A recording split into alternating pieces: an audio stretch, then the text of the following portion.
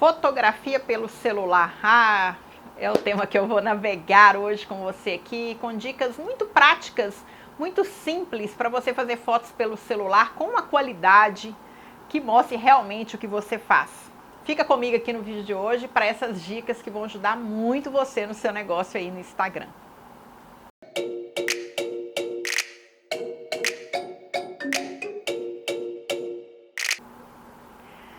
Vamos começar pelo conceito do que é fotografia. Se nós separarmos a palavra fotografia, a gente vai chegar em foto, luz, grafia e escrever. Portanto, fotografia significa escrever com a luz. O fotógrafo tem essa vocação, essa missão, né? Essa incumbência de escrever com a luz. Fotógrafo é aquele profissional que trabalha basicamente com a luz, né? Sem luz ele não é nada, ele precisa da luz. E aí, quando eu estou falando de luz, eu estou falando desde uma fonte de luz natural, como o sol, como uma fonte de luz artificial no estúdio.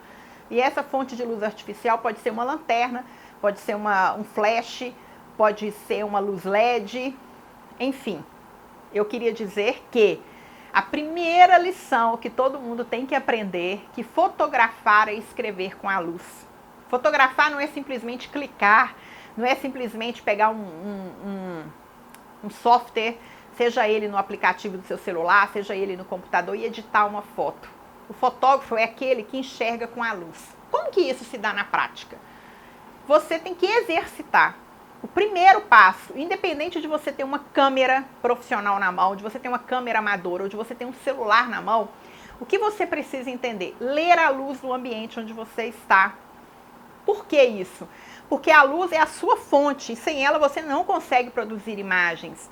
Tudo bem que nos softwares, nos programas, você pode corrigir pouco a luz ou muita luz, mas você não vai ter a qualidade, você vai ter um retrabalho. Meu objetivo é que você faça fotos cada vez melhores, porém sem aquela necessidade de ficar horas editando aquela imagem, até porque a gente não tem tempo para isso, né? No programa 4is, Imagem que Inspira e Informa no Instagram, você tem a possibilidade de aprender passo a passo as técnicas de fotografia. Mas eu quero dar dicas aqui que vão ajudá-lo. E essas dicas estão descritas no e-book que eu desenvolvi para fotografia pelo celular para mulheres que empreendem e que precisam das mídias sociais. Aqui nos comentários, aqui na descrição deste vídeo, você tem um link do e-book para você baixar esse e-book. Muito prático, muito dinâmico, muito autoexplicativo, inclusive com dicas de edição também. Mas vamos lá. Se a primeira observação é escrever com a luz, o que eu tenho que estar atento? De onde vem a fonte de luz? Ok? Quando eu gravo esse vídeo para você, eu estou gravando, não é pelo celular, tá? Neste caso aqui, eu estou gravando com uma câmera profissional, tem uma pessoa atrás que está controlando. Eu não estou usando uma luz artificial. Por quê? Porque eu estou gravando esse vídeo pela manhã, é o horário que eu tenho uma luz mais branda, e logo aqui, atrás da câmera, eu tenho uma fonte de luz natural, que é a janela. Então eu utilizo essa fonte de luz. Se eu não tivesse, eu teria que ter uma luz adicional. Agora, é óbvio que se eu estivesse gravando numa posição contrária, imaginemos que eu estou aqui, né? E a câmera está aqui, a luz está aqui. Se eu venho para cá e a câmera vem para cá, automaticamente o que vai acontecer? Eu vou ficar com essa parte do meu rosto iluminada e a outra parte escura. Por quê? Porque a minha fonte de luz está vindo da minha direita. A mesma coisa se acontecesse do lado de cá. E o pior, se acontecesse o contrário. Eu estivesse na posição que está o meu cinegrafista e eu do lado de cá, ou seja, eu estaria brigando com a luz, eu estaria contra a luz. Por quê? Porque eu tenho uma fonte de luz atrás de mim. O que acontece quando eu tenho uma fonte de luz atrás de mim? A tendência é que seu equipamento automaticamente vai escurecer você. Aí fica a silhueta, que não é o caso, a não ser que você queira fazer uma foto com esse fim. Então, a primeira regra, olhe onde está a sua fonte de luz. E quando você pegar o seu celular e fizer o enquadramento e começar a posicionar, começa a perceber as sombras que aquele objeto, ou que aquela pessoa, ou que aquele assunto, é o que a gente chama na fotografia assunto, é exatamente o que você vai fotografar. Portanto, todas as vezes que eu me referi a assunto, eu estou falando de um produto, de uma pessoa, de um objeto, de uma cena, enfim, de algo que você está fotografando. Esse é o assunto. Então começa a observar o movimento da sombra. A sombra está mais para a direita, está mais superior, está mais inferior, está mais para a esquerda. A característica da sombra diz de onde vem a luz. Isso é muito interessante.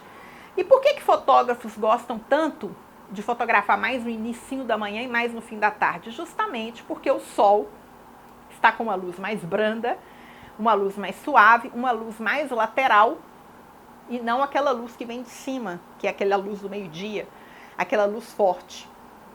Imaginemos, se eu tiver uma fonte de luz aqui em cima de mim, observa como ao meio-dia as pessoas, se você olhar para elas, elas estão com uma olheira naturalmente intensificada porque a fonte de luz vem de cima.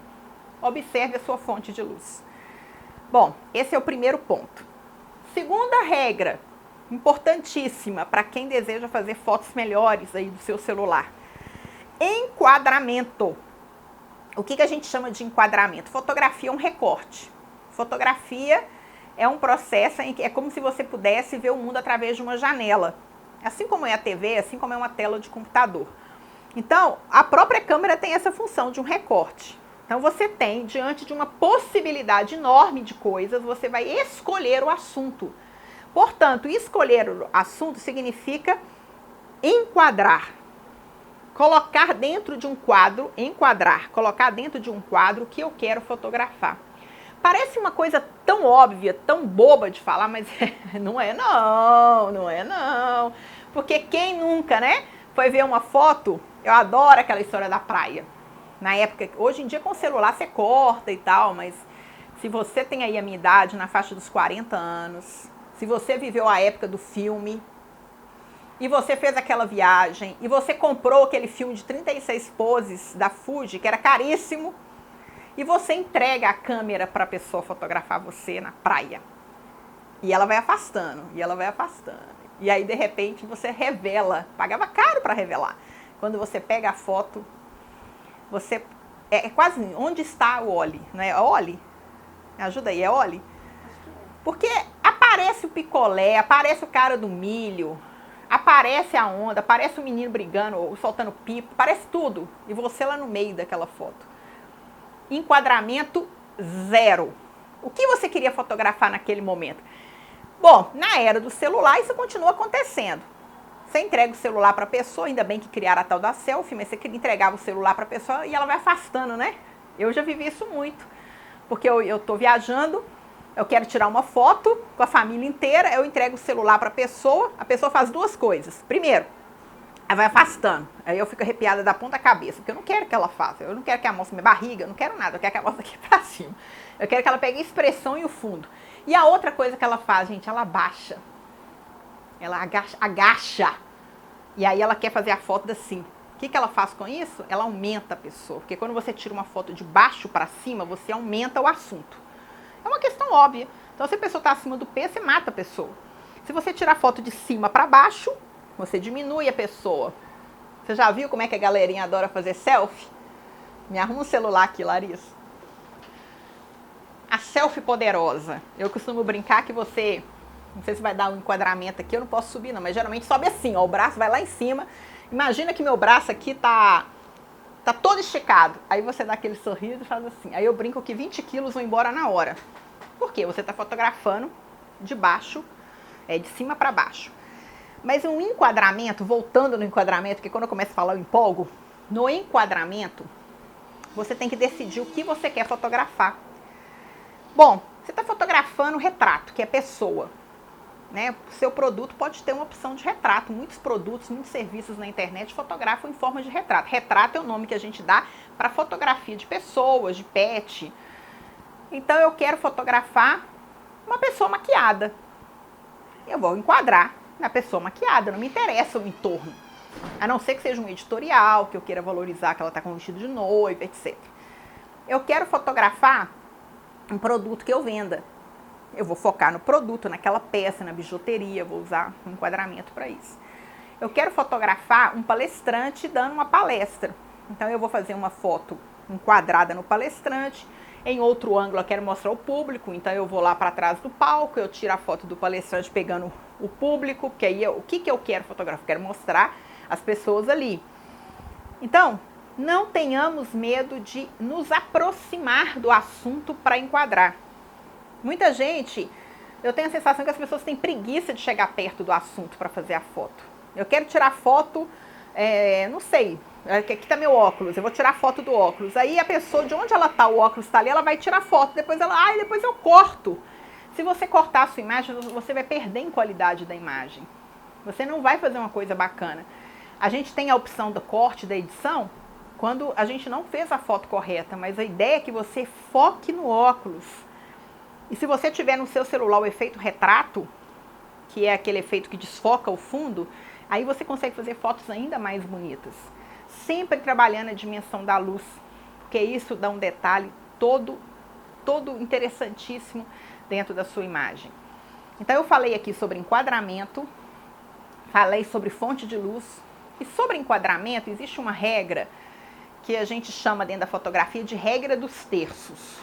O que é isso? Imaginemos aqui um triângulo, e imagine esse triângulo dividido em 9 partes. Imaginar na foto assim.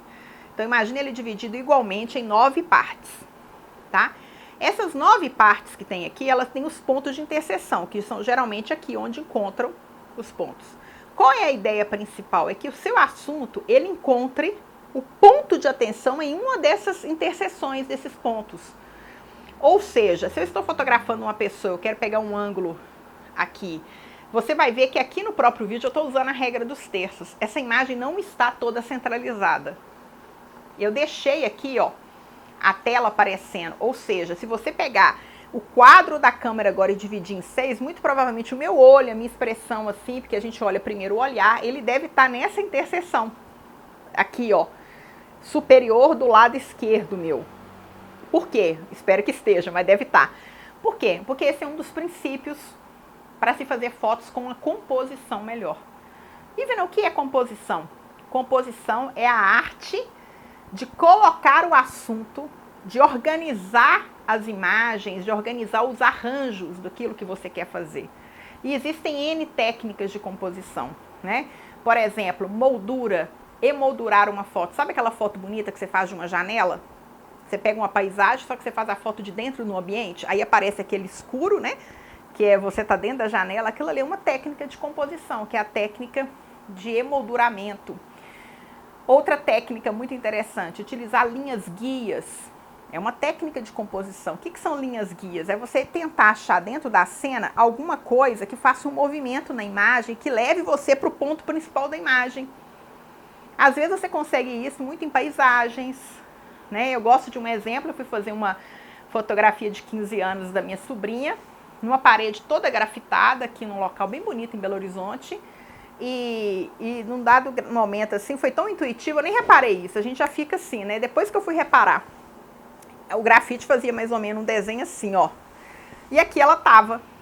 E aí eu percebi, na hora que a foto já estava feita, que esses desenhos conduziam para ela. Isso é uma linha guia.